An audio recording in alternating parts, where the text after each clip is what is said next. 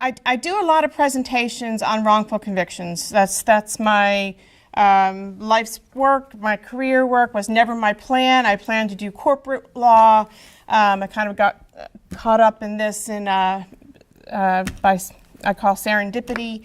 And so I talk a lot about ineffective assistance of counsel and how that leads to wrongful convictions. And so in thinking about how to approach this, really they go hand in hand. You know, if you have a good attorney, and I'm going to talk about what I think it takes to be a good attorney, then you can avoid the ineffective assistance of counsel claims. And I'm going to talk about what leads to wrongful convictions, but one of the important things, and Whitney, if you go to the next slide first, the quote is from Attorney General Janet Reno.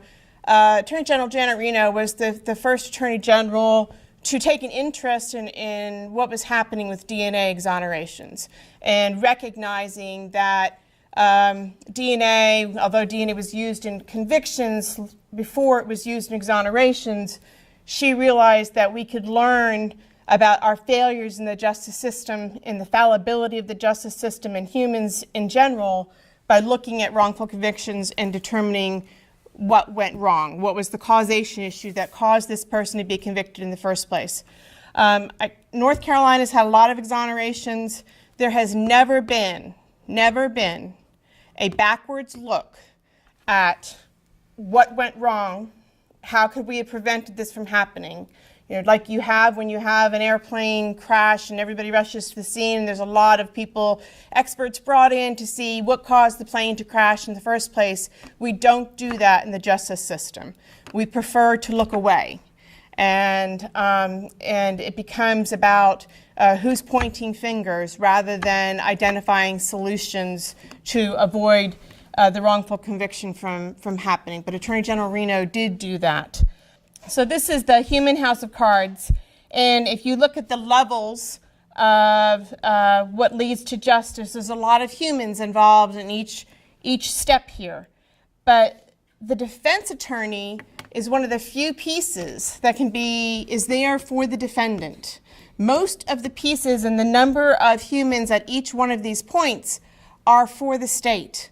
So the law enforcement, 25, 30 officers at a crime scene, any one of which can contaminate a crime scene and impact evidence in a negative way for the defendant.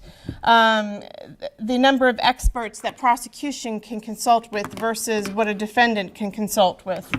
The jailhouse informants. So if you think about a number of people for each one of these, the cards are stacked for the state and against the defense. And so the role of the defense attorney becomes that much more important if we're going to achieve justice. And you know, the importance of public defense, the question posed is, what is the importance of public defense in protecting the innocent?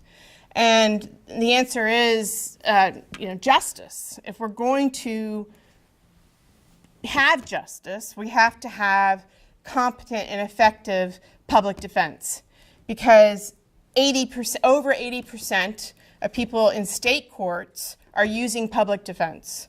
So if you're going to have appointed counsel or public defenders and they're not effective, then 80% of your justice system at a minimum is not going to be working effectively.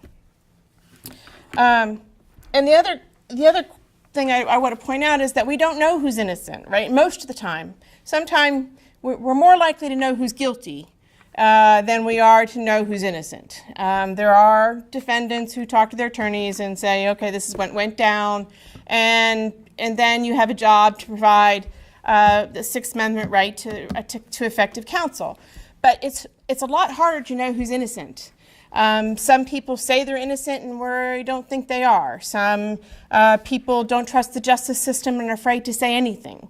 I'd like to use the example of Henry McCollum and Leon Brown, because those two men who spent 30 years in prison, one on death row, if you went through the list of attorneys who represented them, it is the who's who in defense counsel in North Carolina. They had some of the best attorneys we have to offer.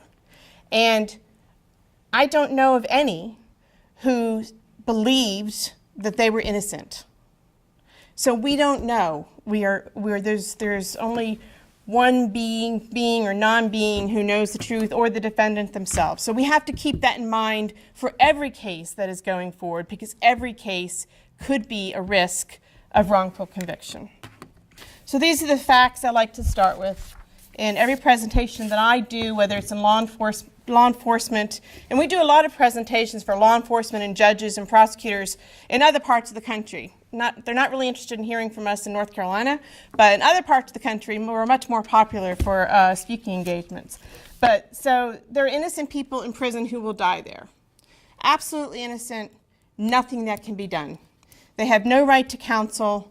The evidence has been destroyed.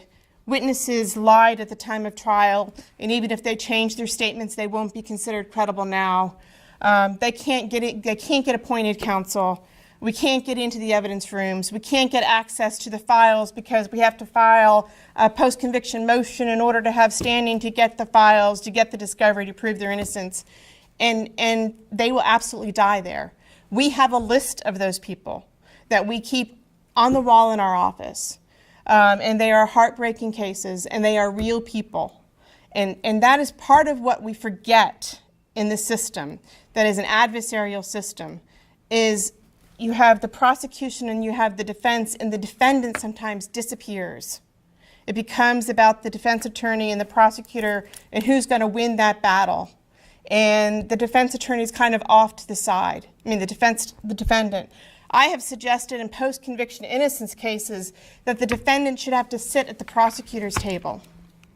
They should have to know that there's a real life sitting there, and that what they are saying and what they are doing is impacting that life. Conviction of the innocent can be reduced without impacting the conviction of the guilty. And it's interesting when you talk about defense counsel and the quality of counsel, and we're talking about quality of who we appoint. I think probably most of the people in the legislature would say, we want defense counsel to be good enough, but we don't want them to be too good, right? We don't want them to be so good that they're going to help a guilty person to be acquitted. So we want to get just close enough to that line where they have adequate representation, but we want to make sure they're convicted. And that's where it really gets complicated, and that's where we have problems.